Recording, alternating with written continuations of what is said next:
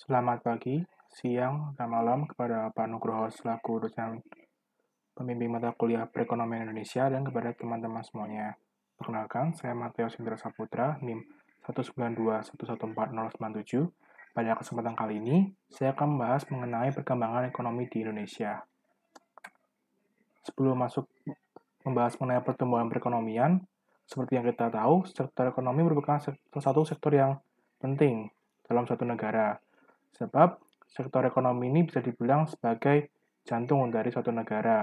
Apabila sektor ekonomi ini mengalami keterpurukan, hal tersebut dapat menunjukkan bahwa negara tersebut sedang mengalami permasalahan-permasalahan. Maka dari itu, pengukuran-pengukuran terhadap sektor ekonomi ini perlu dilakukan untuk mengetahui apakah keadaan ekonomi suatu negara itu baik atau buruk. Nah, untuk mengukur ekonomi suatu negara, dapat kita lakukan dengan beberapa indikator. Yang pertama adalah dengan menggunakan indikator pertumbuhan perekonomian. Apa itu pertumbuhan perekonomian? Pertumbuhan perekonomian merupakan ukuran kinerja perekonomian makro yang digunakan untuk mengukur tingkat kesejahteraan masyarakat dari negara tersebut. Apabila pertumbuhan perekonomian baik, hal tersebut menunjukkan bahwa masyarakat pada negara itu sejahtera. Nah, untuk melakukan pengukuran pertumbuhan perekonomian ini dilakukan dengan menggunakan PDB atau Produk Domestik Bruto. PDB ini akan mengukur total nilai tambah, total nilai pendapatan, dan total nilai pengeluaran atau konsumsi dari suatu negara. Lalu, apa saja sih indikator-indikator yang digunakan dalam mengukur pertumbuhan ekonomi?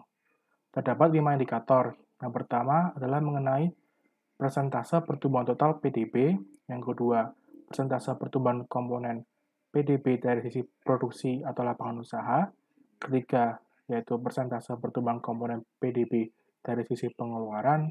Dan yang keempat adalah nilai pendapatan per kapita atau PDB per kapita. Dan yang terakhir adalah proporsi kontribusi pertumbuhan ekonomi spasial. Nah, lalu kemudian kita akan membahas mengenai sumber pertumbuhan ekonomi. Yang pertama itu mengenai tingkat tabungan dan investasi dari suatu negara. Tingkat tabungan dan investasi ini menjadi penting sebagai sumber pertumbuhan ekonomi suatu negara.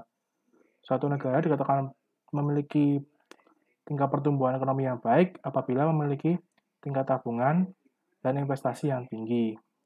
Kemudian mengenai pertumbuhan populasi dan SDM. Untuk menjalankan perekonomian suatu negara diperlukan tenaga kerja. Nah, tenaga kerja itu didapat dari penduduk pada suatu negara. Adanya penduduk sendiri memiliki fungsi-fungsi sebagai penopang dalam perekonomian suatu negara. Pertumbuhan populasi memiliki dampak positif dan dampak yang baik. Pertumbuhan populasi ini apabila memiliki tingkat yang tinggi dan apabila tingkat populasi yang tinggi itu dapat dilengkapi dengan tingkat SDM yang baik, dapat membawa keuntungan tersendiri bagi suatu negara, terutama pada sektor perekonomian. Namun, apabila tingkat pertumbuhan populasi ini tinggi, namun tingkat kualitas SDM-nya buruk, hal tersebut malah dapat menjadi permasalahan baru bagi perekonomian suatu negara dan dapat mendatangkan suatu masalah yang bernama overpopulasi. Di sisi lain, apabila tingkat pertumbuhan populasi ini rendah, lalu juga dapat menjadi masalah tersendiri bagi suatu negara. Tingkat populasi yang rendah menunjukkan bahwa kesempatan populasi-populasi negara tersebut untuk digunakan sebagai SDM bagi suatu negara rendah, yang pada akhirnya juga akan berdampak pada tingkat perekonomian suatu negara. Yang ketiga adalah pertumbuhan teknologi. Seperti yang kita ketahui, bahwa di masa modern ini, banyak negara yang mulai mengintegrasikan teknologi ke dalam sektor perekonomiannya. Maka dari itu, supaya negara-negara berkembang seperti Indonesia, Malaysia, dan negara berkembang lainnya dapat bersaing dengan negara maju lainnya, terutama di sektor ekonomi, maka sangat krusial bagi negara-negara tersebut untuk mengintegrasikan teknologi di dalam sektor perekonomiannya. Yang keempat adalah keterbukaan terhadap perdagangan internasional.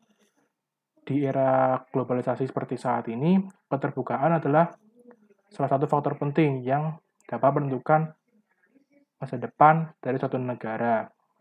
Dalam sektor ekonomi sendiri, keterbukaan ini sangat penting karena adanya keterbukaan dapat membawa peluang-peluang tersendiri bagi negara tersebut. Peluang-peluang tersebut seperti misalnya adalah pada saat melakukan perdagangan internasional, pada saat melakukan ekspor maupun impor. Namun, dalam melakukan ekspor atau impor, negara juga perlu hati-hati. Hati-hati kenapa? Pada saat melakukan impor, jangan sampai negara itu terlalu fokus atau terlalu banyak melakukan impor dan melakukan ekspor yang sedikit. Karena impor yang banyak, apabila tidak diseimbangi dengan tingkat ekspor yang tinggi, malah akan membebani keuangan negara itu. Selanjutnya, saya akan membahas mengenai pertumbuhan ekonomi Indonesia pada kuartal 2019. Pertumbuhan ekonomi Indonesia pada kuartal keempat tahun 2019 ini mengalami pertumbuhan 5,2%. Namun, apabila dibandingkan pada tahun 2018, peningkatan ini masih lebih rendah daripada pertumbuhan ekonomi pada tahun 2018. Dari sisi produksi sendiri, pertumbuhan tertinggi dicapai oleh sektor lapangan usaha jasa lainnya. Sedangkan dari sisi pengeluaran, pertumbuhan tertinggi dicapai oleh komponen pengeluaran konsumsi lembaga non-profit yang melayani rumah tangga. Struktur ekonomi Indonesia secara spasial pada tahun 2019 ini masih didominasi oleh kelompok provinsi di Pulau Jawa dan Pulau Sumatera, dengan posisi pertama ditempati oleh Pulau Jawa dengan tingkat kontribusi sebesar 59% dan tingkat pertumbuhan ekonomi sebesar 5,52% yang diikuti oleh Pulau Sumatera dengan tingkat kontribusi sebesar 21,32% dan tingkat pertumbuhan sebesar 4,57%. Sedangkan untuk tingkat pertumbuhan ekonomi Indonesia pada kuartal 4 tahun 2020, ekonomi Indonesia pada tahun 2020 ini mengalami kontraksi pertumbuhan sebesar 2,07% dibandingkan tahun 2019. Dapat kita lihat dari grafik berikut ini bahwa dari tahun 2019 ke tahun 2027, tingkat pertumbuhan produk domestik bruto Indonesia mengalami penurunan dari yang sebelumnya pada tahun 2019 sebesar surplus 5,2% menjadi defisit sebesar negatif 2,07 pada tahun 2020. Hal ini dapat kita maklumi karena pada tahun 2020 ini, seperti yang kita ketahui, dunia ini sedang menghadapi pandemi COVID-19, tidak kecuali Indonesia. Nah, ada beberapa kebijakan-kebijakan pemerintah yang diterapkan untuk menanggulangi penyebaran pandemi COVID-19 di negara Indonesia. Namun, sayangnya, mau tidak mau, adanya kebijakan yang diambil pemerintah guna menanggulangi penyebaran COVID-19 seperti misalnya penerapan PPKM, lalu pembatasan aktivitas masyarakat Indonesia, kemudian ada juga pembatasan aktivitas perekonomian Indonesia, secara tidak langsung juga mempengaruhi terhadap tingkat pertumbuhan ekonomi Indonesia. Dari sisi produksi, pada tahun 2020 ini kontraksi pertumbuhan terdalam terjadi pada sektor lapangan usaha, transportasi, dan pergudangan. Sedangkan pada sisi pengeluaran, sektor ekspor mengalami kontraksi terdalam. Untuk struktur ekonomi sendiri, pada tahun 2020 ini secara spasial didominasi oleh kelompok provinsi di Pulau Jawa dengan tingkat kontribusi sebesar 58,75 dan tingkat pertumbuhan yang sayangnya menurun sebesar negatif 2,51. Lalu prospek pertumbuhan ekonomi Indonesia di tahun 2021. Guna memperbaiki tingkat perekonomian Indonesia pada tahun 2021, pemerintah telah menetapkan proyeksi pertumbuhan ekonomi Indonesia pada tahun 2021. Pada tahun 2021 ini, pertumbuhan ekonomi di Indonesia diproyeksikan akan mencapai peningkatan sebesar 5% pada tahun 2021. Lalu Indonesia juga diproyeksikan tetap menjadi upper middle income countries dengan PNB per kapita diharapkan sebesar 4.190 hingga 4.330 US dollar. Dari sisi PDB pengeluaran, pertumbuhan ekonomi akan didorong akselerasi investasi yang diperkirakan tumbuh sebesar 6,4% pada tahun 2021. Untuk mewujudkan itu semua, pemerintah telah menerapkan beberapa planning atau rencana pada tahun 2021, seperti misalnya yang pertama ada penyelesaian RUU terkait ketentuan dan fasilitasi perpajakan, lalu yang kedua kemudahan investasi berorientasi ekspor, ketiga fasilitas kemudahan akses pinjaman perbankan, keempat kemudahan pemenuhan bahan baku dalam negeri dan ekspor, dan yang kelima adalah fasilitas investasi. Selanjutnya kita akan membahas mengenai stabilitas perekonomian. Nah, apa itu stabilitas perekonomian? Stabilitas perekonomian merupakan fokus penting bagi suatu negara. Perekonomian pada suatu negara apabila menunjukkan ketidakstabilan dapat menimbulkan banyak masalah ekonomi, seperti misalnya tingkat pengangguran yang tinggi, tingkat inflasi tinggi, serta tingkat pertumbuhan ekonomi yang rendah. Nah, untuk mewujudkan tingkat pertumbuhan ekonomi yang baik, maka stabilitas ekonomi itu harus terlebih dahulu diwujudkan. Lalu apa saja indikator yang menjadi ukuran dalam stabilitas perekonomian? Yang pertama adalah tingkat inflasi, tingkat bunga, serta tingkat pertumbuhan perekonomian.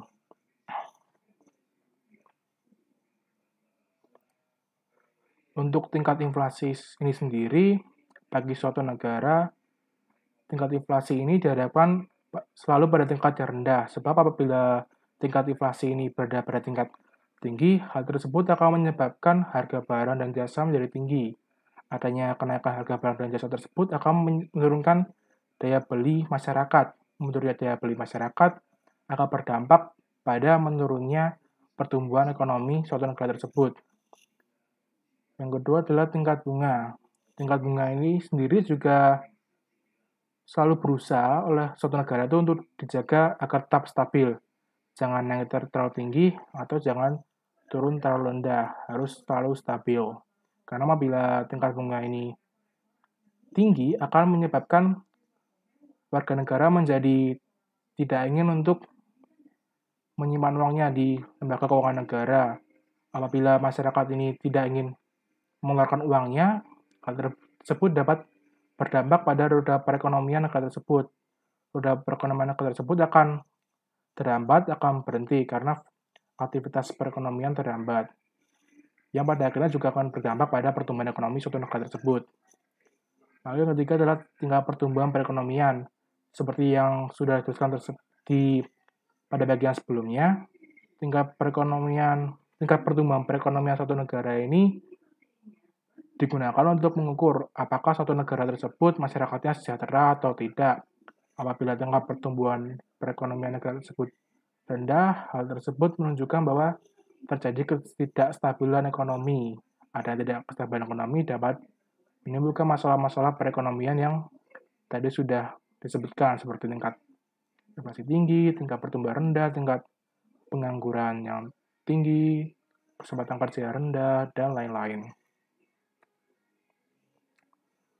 Nah, dalam mewujudkan stabilitas perekonomian ini, meskipun stabilitas perekonomian ini sangat penting untuk diwujudkan, namun pada kenyataannya terdapat tantangan-tantangan tersendiri dalam mewujudkan stabilitas perekonomian ini.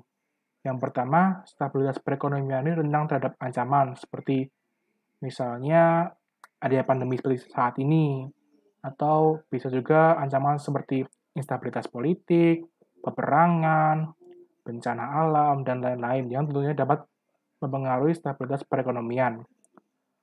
Yang kedua, yang menjadi ancaman bagi stabilitas perekonomian adalah laju inflasi dan suku bunga.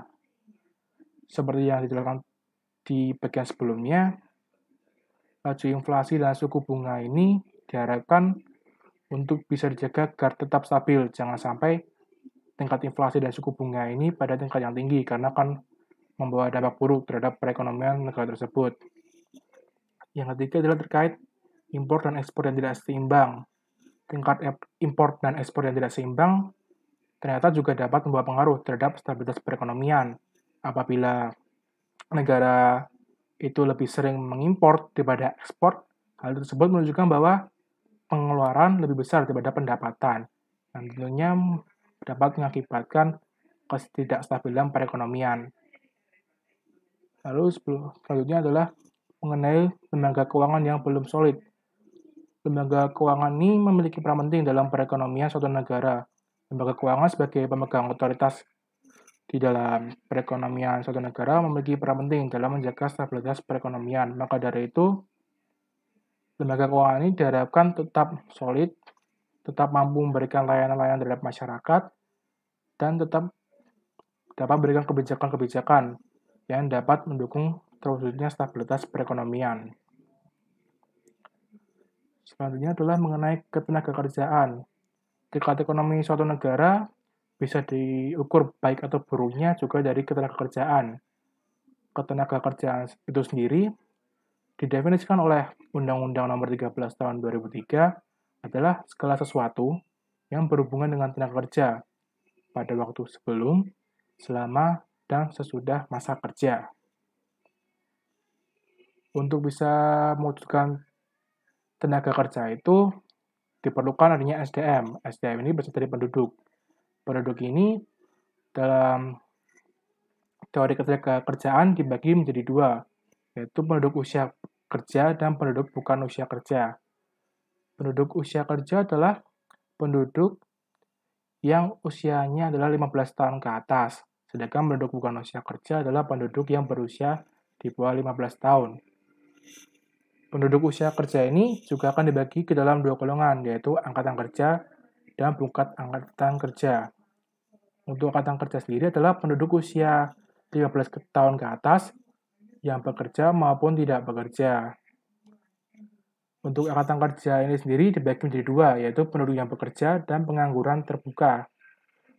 Penduduk yang bekerja ini merupakan penduduk yang bekerja atau penduduk yang memiliki pekerjaan tapi sementara tidak bekerja, seperti misalnya penduduk yang mengambil cuti kantor. Itu masuk ke kategori punya pekerjaan tapi sementara tidak bekerja, sehingga apabila ada penduduk yang cuti bekerja, selama kontrak kerjanya masih ada, dapat dikategorikan sebagai penduduk yang bekerja.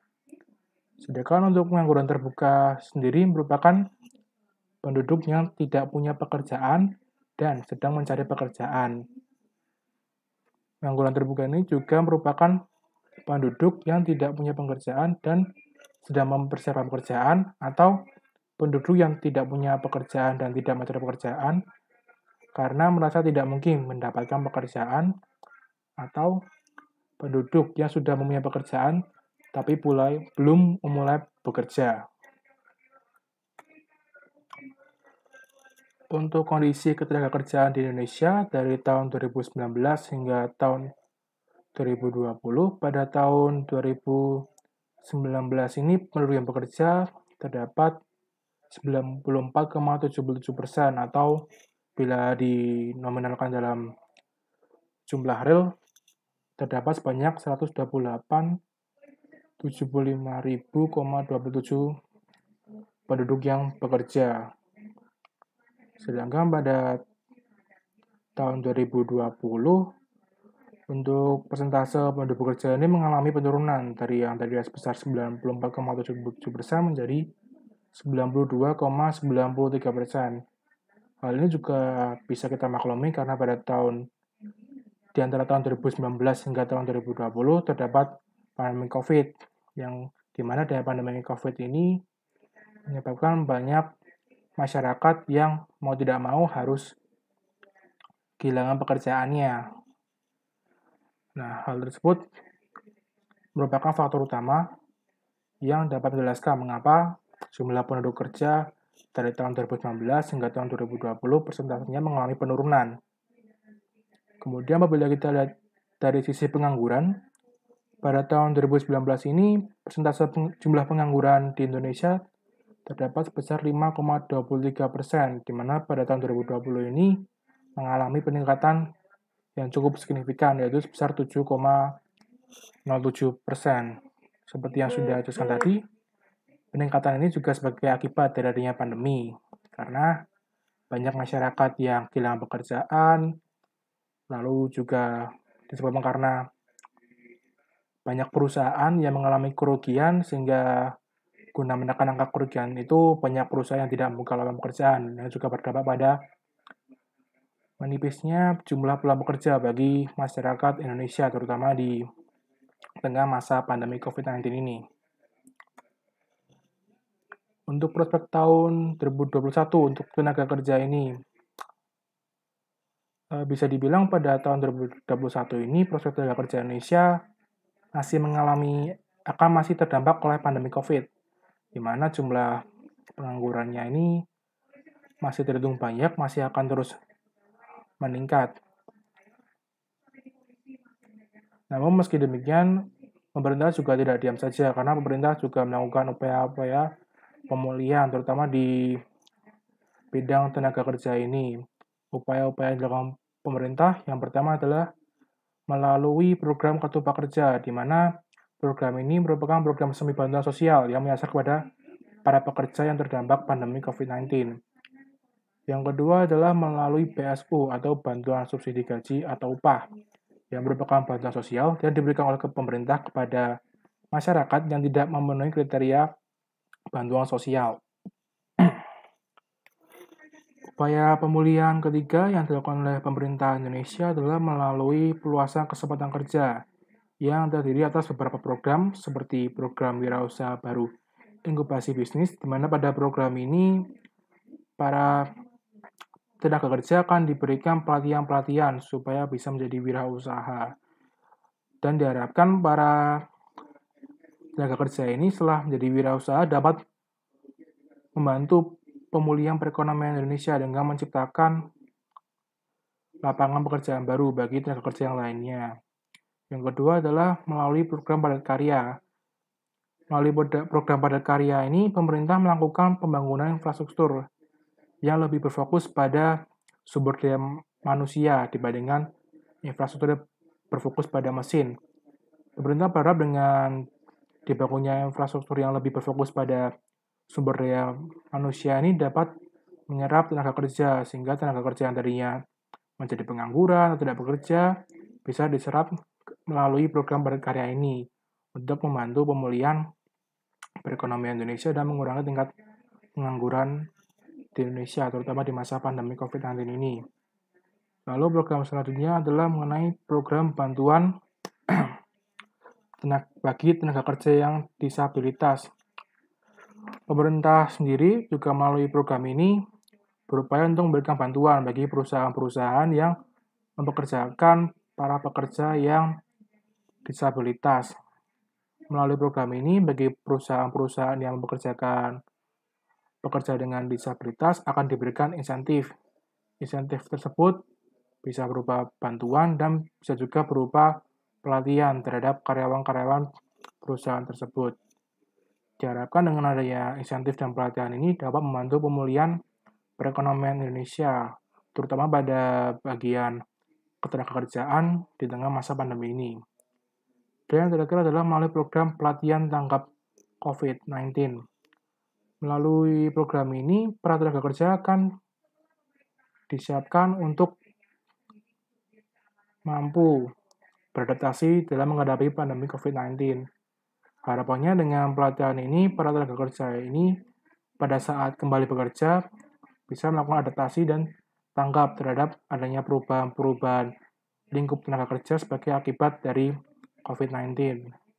Pelatihan tanggap COVID ini juga dilakukan sebagai bentuk untuk menurunkan tingkat penyebaran COVID-19, karena pada pelatihan tanggap COVID ini, para pekerja akan dilatih bagaimana caranya menerapkan protokol kesehatan, bagaimana caranya melakukan kegiatan usaha di masa pandemi ini, dan pelatihan-pelatihan yang lainnya. Nah, untuk mengukur perekonomian suatu negara juga bisa dilakukan dengan cara melakukan pengukuran terhadap neraca pembayaran. Neraca pembayaran sendiri adalah catatan sistematis mengenai transaksi internasional antara penduduk dalam negeri dengan penduduk negara lain yang dilakukan dalam jangka waktu tertentu. Neraca pembayaran ini bisa bernilai surplus atau defisit. Bernilai surplus kalau neraca pembayarannya ini positif dan bernilai defisit apabila neraca pembayarannya ini pada nominal yang negatif. Neraca pembayaran yang defisit ini akan mempengaruhi perkembangan ekonomi nasional. Maka dari itu diharapkan neraca pembayaran ini selalu pada tingkat surplus sehingga tidak akan membawa dampak yang signifikan terhadap perkembangan ekonomi nasional. Untuk neraca pembayaran sendiri pada negara Indonesia di antara tahun 2019 hingga 2020 pada triwulan keempat pada tahun 2020 bisa dilihat tetap pada kondisi yang baik sehingga adanya neraca pembayaran pada yang baik ini mampu untuk menopang ketahanan perekonomian Indonesia. Surplus transaksi ini berlanjut pada triwulan keempat tahun 2020 yang ditopang oleh surplus neraca barang yang meningkat. Kemudian pada bagian transaksi modal dan finansial, pada triwulan keempat 2020 ini bisa kita lihat statusnya berada pada tingkat yang baik. Hal ini ditopang terutama oleh surplus pada bagian investasi langsung dan bagian investasi portofolio. Neraca pembayaran Indonesia secara keseluruhan pada tahun 2020 ini pada tingkat surplus, sehingga ketahanan sektor eksternal tetap terjaga di tengah tekanan pandemi COVID-19 ini. Nah, lalu untuk neraca pembayaran Indonesia pada tahun 2021 ini yang dilihat berdasarkan data pada triwulan 2 tahun 2021 bisa terlihat berada pada status yang baik sehingga adanya neraca pembayaran yang baik ini tetap mampu untuk mendukung ketahanan eksternal. Defisit transaksi berjalan pada triwulan 2 2021 ini meskipun terjadi defisit, untungnya pada tingkat yang rendah. Meski meningkat sejalan dengan berlanjutnya perbaikan ekonomi domestik. Adanya defisit transaksi berjalan ini dipengaruhi oleh adanya peningkatan surplus neraca barang didukung oleh kenaikan ekspor seiring peningkatan permintaan negara mitra dagang utama dan harga komoditas dunia. Lalu defisit ini juga terjadi pada defisit neraca pendapatan primer, meningkat akibat kenaikan pembayaran imbal hasil investasi. Kemudian transaksi berjalan ini juga dipengaruhi oleh adanya defisit neraca jasa yang meningkat, yang disebabkan karena adanya defisit jasa transportasi yang melebar akibat peningkatan pembayaran jasa freight impor barang. Untuk transaksi modal dan finansial pada triwulan 2 2021, untungnya kembali mencetak surplus yang ditopang oleh investasi langsung dan investasi portofolio. Transaksi modal dan finansial ini dipengaruhi oleh adanya meningkatnya aliran masuk neto atau net inflows investasi langsung, terutama dalam bentuk modal likuiditas jalan dengan prospek perekonomian domestik yang membaik. Kemudian juga dipengaruhi oleh net inflows investasi portofolio yang tetap terjaga, meski sedikit turun sejalan dengan ketidakpastian pasar keuangan global yang masih berlangsung. Adanya ketidakpastian pasar keuangan global ini juga sebagai dampak dari pandemi COVID yang hingga saat ini masih belum pasti apakah akan bereda atau apakah masih akan terus berlanjut. Dan yang terakhir, transaksi modal dan finansial ini dipengaruhi oleh adanya peningkatan defisit transaksi investasi lainnya, antara lain disebabkan oleh kenaikan pembayaran pinjaman luar negeri yang telah jatuh tempo. Demikian pemaparan materi saya mengenai perkembangan perekonomian Indonesia. Apabila terdapat kesalahan kata, saya mohon maaf. Dan terima kasih kepada Pak Nugroho dan teman-teman yang telah menyaksikan video presentasi dari saya. Terima kasih.